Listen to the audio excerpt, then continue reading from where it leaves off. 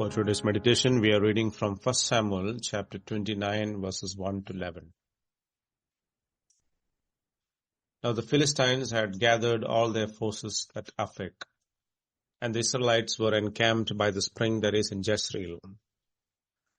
As the lords of the Philistines were passing on by hundreds and by thousands, and David and his men were passing on in the rear with Achish, the commanders of the Philistines said, "What are these Hebrews doing here?" And Achish said to the commanders of the Philistines, "Is this not David, the servant of Saul, king of Israel, who had been with me now for days and years, and since he deserted to me, I have found no fault in him to this day." But the commanders of the Philistines were angry with him. And the commanders of the Philistines said to him, "Send the man back, that he may return to the place to which you have assigned him. He shall not go down with us to battle, lest in the battle he become an adversary to us. For how could this fellow reconcile himself to his Lord? Would it not be with the heads of the men here? Is not this David of whom they sing to one another in dances? Saul has struck down his thousands, and David his 10,000s. Then Achish called David and said to him, "As the Lord lives, you have been honest, and to me it seems right that you should march out and with me in the campaign. For I have found nothing wrong in you from the day of your coming to me this day. Nevertheless, the lords do not approve of you. So go back now and go peaceably, that you may not displease the lords of the Philistines." And David said to Achish, "But what have I done? What have you found in your servant from the day I entered your service until now, that I may not go and fight against the enemies of my lord the king?" And Achish answered David and said, "I know that you are as blameless in my sight as the angel of the Lord of God. Nevertheless, the commanders of Philistines have said, he shall not go up with us to the battle. Now then, arise early in the morning with the servants of your Lord who came with you, and start early in the morning and depart as soon as you have light." So David set out with his men early in the morning to return to the land of the Philistines. But the Philistines went up to Jezreel. Achish, the king of the Philistines, had earlier commanded David to attend him as his bodyguard as he went up to war against the Philistines. David expressed his willingness to do so. Since he was living in Philistine territory under the protection and provisions of Achish, he could not say no. All this time he had escaped any unpleasant consequences by raiding the hostile neighbors of Israel, while carefully ensuring that no one was left alive to tell the tales. But this time Achish was taking the fight to Israel, and David could not find a way of escape. It seemed that he was doomed to battle against his own people, that includes his brothers and his dear friend Jonathan. He did not want to fight his own people, whose anointed king he was. The only thing to do would be to turn against Achish on the battleground. This would be dishonest and dishonorable of him. Therefore, David was in a huge quandary.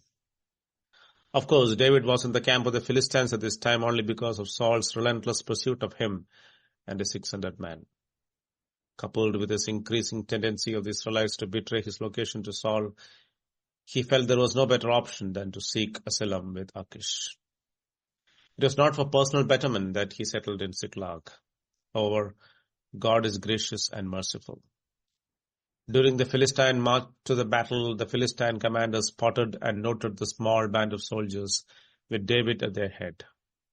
On being questioned about his decision, Achish justified it, citing David's unswerving loyalty to him. He said, "Is this not David, the servant of Saul, king of Israel, who has been with me now for days and years, and since he deserted to me, I have found no fault in him to this day."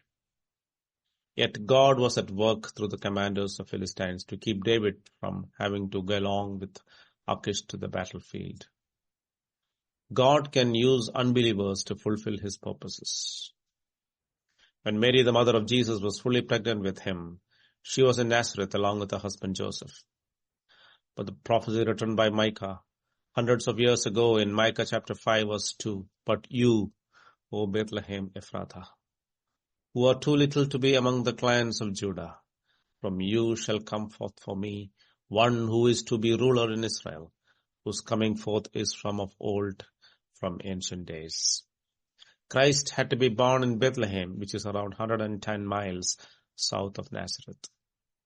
God used a pagan king, Caesar Augustus, to order a decree that all the world should be registered. Since Joseph was from the tribe of Judah and was from Bethlehem, he had to go there with his wife to be registered. This ensured that even with a wife in advanced pregnancy, he made the long journey. The Philistine lords not only distinguished David and his men as being Hebrews, but picked them out as being the greatest heroes of Israel's first exploits against the Philistines. They even remembered the song of praise that the woman sang when he came back with the head of their champion Goliath. They didn't trust David, and they feared he would turn against the Philistines in battle to restore himself to Saul's favor. God delivered his servant through the jealousy and fear of the Philistine lords. God works in mysterious ways. We may not understand what he is doing at the moment, but his divine power uses every obstacle, every delay, every change of events to bring about his purpose. Our only duty is to walk in his ways in obedience to him. How wonderful it must have been to hear Achish say, "Surely as the Lord lives, you have been upright, and your going out and your coming in with me in the army is good in my sight. For to this day I have not found evil in you since the day of your coming to me. Nevertheless, the Lords do not favor you. Therefore, return now and go in peace, that you may not displease the lords of the Philistines." Without a word of blame, Achish gently asked him to return to Ziklag and await further instructions. Let us thank God for his interventions in our lives. The scripture says in Psalms 37, verse 23 and 24, "The steps of a man are established by the Lord, and he delights in his way.